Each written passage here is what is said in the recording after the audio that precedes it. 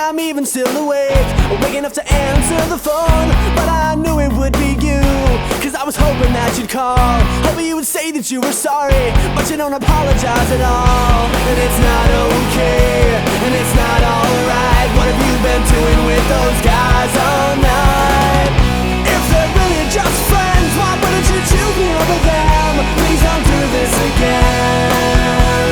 Try to give the space and each end up walking all over me. Please don't do this to me. Oh no, please don't do this to me. Call me in the middle of the night, so drunk you're ready to pass out, telling me I had a great time, except for that hour you blacked out. Now you're surprised that I'm pissed, you think I'm acting all tough. Well, I think you're acting like a bitch, and I swear this time I've had enough.